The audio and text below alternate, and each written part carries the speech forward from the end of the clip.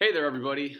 For those of you who don't know me, I'm Mr. Lewis, and I'm going to be your teacher for this spring semester. So, whether you're an in person or virtual learner, welcome to my class. I'm happy to have you. What I want to do with this very brief 5-minute video here is go over 5 key things that I think are important, not just to your success in my class, but also just to your understanding of what my expectations for you are as a learner and what I do to help you be successful as a teacher. So without further ado, let's take a look at thing number 1.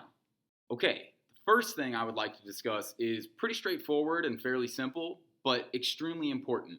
My daily expectation for you as a student is that you will thoroughly read through everything I put into the Buzz agenda on any given day, whether you're an in-person learner or an at-home learner on that given day. Make sure you thoroughly check whatever is included in there, whether it's videos that I've included like today, or specific typed out instructions, or links to assignments and notes or outside sources. Read through that Buzz agenda. That is a one-stop shop for you as a student in my class, or for your parents if they want to keep track of what you're supposed to be doing in class on any given day. That's the place to do it. So make sure you are diligently checking that Buzz agenda each and every day and keeping up with it in a timely manner. Second thing I would like to discuss is instruction, specifically as it relates to full-time at-home virtual learners. All instruction takes place through Google Slides, meaning all new content and all new course information will be built into notes that every single student can access in their entirety.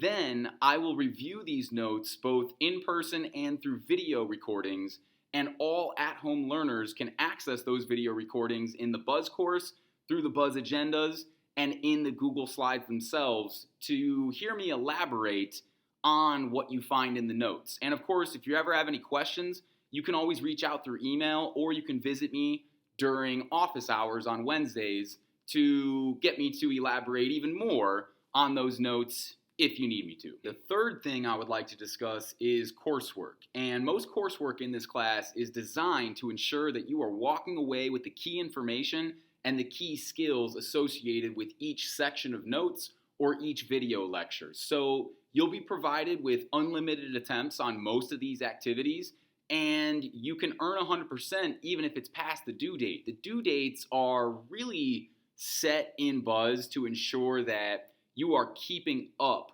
with the pace of the class as you should be. If you fall behind those due dates, you can still do that work late and get 100% on most of those activities. But unfortunately, if you're not keeping up with the pace of the class, and specifically if you're doing coursework for a unit on which we've already taken the test, that probably doesn't bode well for that test. You want to do this coursework leading up to the test for each unit so that you can perform as best as possible on that test. With that said, you can always go back and do late work to earn late credit. The fourth thing I would like to discuss is testing. So tests account for about 50% of your overall semester grade.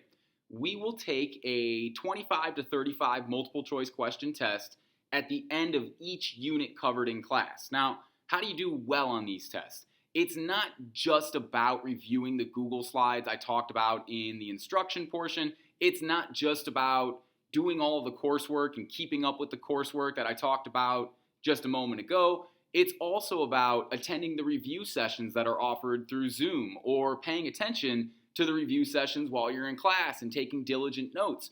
Or, and this is pretty important as well, using the practice tests that are made available through Buzz. What I tend to see is that the people who perform best on each unit test are those who attended the review sessions and made very diligent use of those practice tests that are provided in Buzz, as well as completed all of their coursework on time. So you put all those things together, it is a magic combination for doing well on the test in this class. Finally, a little bit about the AP exam. The AP exam is taken in May by all students who take this class around the globe on the same day. It is written and operated through the College Board organization and then it's graded on a scale of 1 to 5, with 5 being the best. If you get a 3 or 4 or 5, you could be earning exemption for future college courses. Now, even though it's taken globally, fortunately for you, you will take it on that day here at Crown Point High School. Unfortunately, it's not an exam that's paid for through the school, but you will have an opportunity through the Crown Point Community School Foundation's AP grant to get that exam paid for. When that link becomes available to me, I will make it available to you through the Buzz Agenda, and I highly encourage you to apply for that AP grant to get that exam paid for. Okay, that's it for 5 things in 5 minutes. If you have any additional questions, please reach out through email. I am always here to help with any questions you might have. Never hesitate to communicate with me. Otherwise, I look forward to another outstanding semester with you all, and thanks for tuning in.